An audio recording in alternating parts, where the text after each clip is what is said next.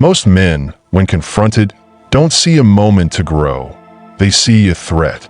Their pride kicks in, and suddenly, it's not just about the situation. It becomes personal. So, they tense their bodies, raise their voices, and attempt to dominate the moment. But in doing so, they overlook something crucial. Conflict isn't a sign of weakness in others. It's a spotlight on your own. It's not a challenge to your power. It's a reflection of it. Conflict doesn't cause you to lose control. It reveals where you already have none. It shows where your ego still governs your choices and where you still surrender your peace to someone else's opinion. This is exactly why the Stoics viewed every confrontation, every insult, every act of disrespect, not as something to avoid, but as a chance to practice. To them, life offers constant reps, a daily workout for the mind. Every rude remark, every line crossed, every challenge faced is an opportunity to choose strength over impulse, clarity over chaos. Imagine this. You're standing at a hardware store counter. You've waited patiently while the clerk assists someone ahead. Then, someone behind you steps forward, waving a receipt, demanding immediate attention. His voice rises. Eyes in the store turn. Your pulse climbs, your jaw tightens, your body readies for a reaction. But instead of exploding, you pull back, not physically but mentally. You ask yourself, what am I really about to lose here? Is it my time, my pride, or my peace? And in that pause, you rise, not in aggression, but in discipline. That's not weakness. That's precision. That's restraint sharpened into strength. Many men mistake calmness for surrender. They think if they don't retaliate, they're being walked on. But truth is, the moment you let your emotions hijack your behavior, you hand over your power. The Stoic doesn't shy away from confrontation. He simply refuses to let it consume him. He speaks when needed, but never to prove dominance.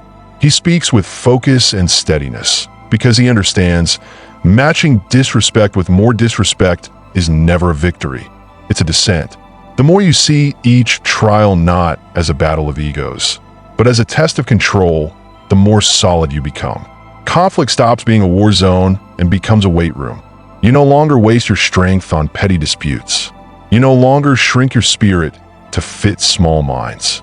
Instead, you channel every moment to grow sturdier. That's how Marcus Aurelius lived.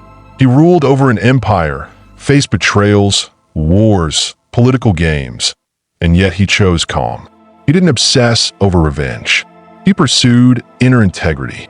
He knew that every interaction, no matter how minor, was a moment to train the self, not just occasionally, but relentlessly. And the men who adopt this mindset don't just get through conflict.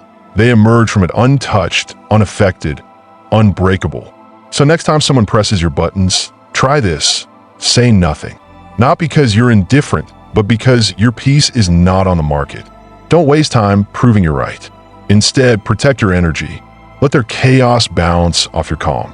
Not for applause, not for approval, but because you've learned to rise above anything that threatens to pull you below. You're not here to react to every offense. You're here to sharpen your edge. And each moment of friction is a new grindstone. Respond with command, not emotion. That's how you win. And every time you do, you demonstrate something far greater than dominance.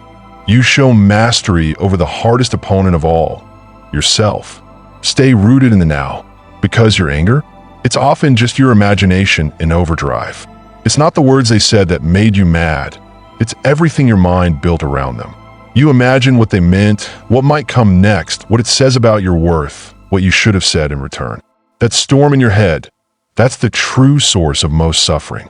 And unless you break free from that cycle, living in what's already gone or what hasn't even happened yet, you'll keep losing control in the only moment that ever truly matters, the present one. This isn't something we talk about often, especially as men. But you know what happens? You get cut off in traffic, 3 seconds of inconvenience. But your mind? It replays that moment for 30 minutes. You visualize slamming your horn, confronting the driver, teaching him a lesson, and you drag that emotional baggage into your next call, your next meal, your next conversation. The moment's long gone, but you're still chained to it, still suffering under its weight. That's how small things grow into massive burdens, because we didn't let go when we had the chance. We carried the past into every corner of the present. Stoicism slices through that clutter. It reminds us, you only ever have now. And in this moment, there's no insult, no threat, no story to rewrite, just breath, intention, and response. Marcus Aurelius made it his mission to return to the present again and again. Whenever his thoughts strayed, he grounded himself. You could leave life right now. Let that determine what you do, say, and think. Not later, not after the argument, but right now. The mistake we make is believing our thoughts are truth. That because we think something, it must be real. But most of the time, we're reacting to fictions, enemies our minds created, scenarios that never even played out. Here's how you flip that. You're walking into a room to speak with someone you dislike. You're already bracing for tension, but that discomfort, it isn't coming from them. It's coming from the imaginary fight you've already staged in your head. Stop, reset, be where your feet are. Maybe they'll say something disrespectful. Maybe not. But whatever happens, you'll handle it better from a place of presence than from a storm of assumptions. That's why mindfulness isn't just a spiritual buzzword. It's a tactical advantage. It sharpens your awareness when your instincts want to spiral. And you don't need to sit cross-legged for an hour to get there. Just tune in to your breath, your shoulders, the sounds around you, your feet on the ground. Every time your thoughts wander, bring them back. Train your awareness like a muscle. When you do, you stop overreacting to things that aren't real. You stop reliving things you can't fix. You stop preparing for battles that don't need to be fought. And instead, you start responding, not from anxiety or rage, but from presence. That's where calm lives. That's where your true power waits. You can't control what already happened. You can't control what hasn't yet. But you can claim control over this moment. And when you learn to own the now, even for a few breaths, you're not just practicing stoicism. You're living in freedom. And that's a kind of strength nobody can take from you. Release resentment before it ages you from the inside out. Resentment doesn't just cloud your thoughts, it corrodes your body. You've seen it. A man who always looks tired, even when well-rested. Who walks like he's carrying something too heavy to name. Who flinches at kindness because betrayal taught him it's dangerous. That weight he carries? It's not physical, it's emotional. It's old anger, old wounds, unhealed and festering beneath the surface. And most men don't even realize it. They think silence equals healing. That just because they don't talk about it, it no longer affects them. But that bitterness, it leaks into everything. How you talk, how you trust, how you carry yourself. That grudge from years ago, it's still shaping how you react today. This is why the Stoics didn't preach forgiveness as moral superiority. They saw it as survival. Letting go doesn't mean excusing what happened. It means refusing to let the past continue owning you. Every ounce of resentment you carry is peace stolen from the present moment. And nobody, not even the person who wronged you, deserves that kind of control over your life. Epictetus put it plainly, "You may fetter my leg, but not even Zeus can get the better of my will." That's the core of forgiveness. Not forgetting, not accepting, but reclaiming control over what shapes your mind and your mood. Think about someone who crossed you. Maybe they lied, humiliated you, abandoned you. You promised yourself you'd never forget. And maybe you haven't. But every time their name comes up, your stomach flips, your chest tightens. That's not justice. That's self-inflicted pain. You're suffering in memory of a wound someone else inflicted. And that's the trap. You think holding on makes you strong. But the Stoic knows it does the opposite. The longer you grip that fire, the more it burns you. Forgiveness isn't about restoring trust. It's about making room in your heart for something better, something lighter. And it starts with one choice. Stop feeding the old story. Every time you replay what they did, you dig the wound deeper. So stop rehearsing your pain. Start protecting your peace. Someone throws a slick jab in the break room. You could snap back. You could hold on to it all day. But instead, you smile. Not out of weakness, but because you're done carrying trash that doesn't belong to you. You breathe. You walk away. And you leave the weight behind. That's not passivity. That's control. That's clarity. That's strength channeled in the right direction. When you let go of resentment, you'll feel it in your shoulders, your rest, your thoughts. Forgiveness is a gift. Not for them, for you. Release the past. Not for their peace, but for your future. Because the man who travels light moves faster, breathes deeper, and lives free. Pause before you react. That space changes everything. A single sentence, a glance, a poorly timed comment, and suddenly you're triggered. Halfway into an angry response before you even realize you're upset. That's how most people live, on autopilot. Pushed by others, pulled by unresolved tension. But in that split second between what happens and how you respond, there's a window, and that window is where your power lives.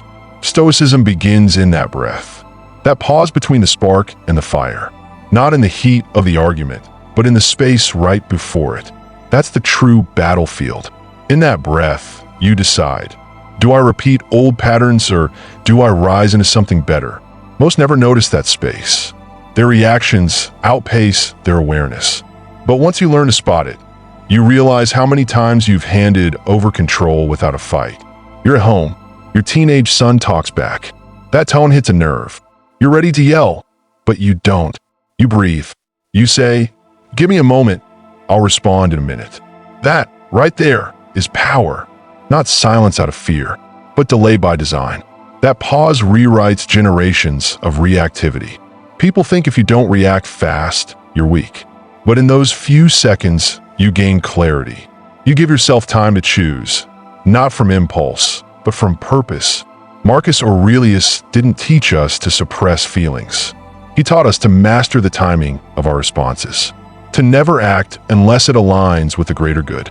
The world urges quick reactions, instant texts, fast comebacks, but Stoicism teaches accurate responses, not fast ones.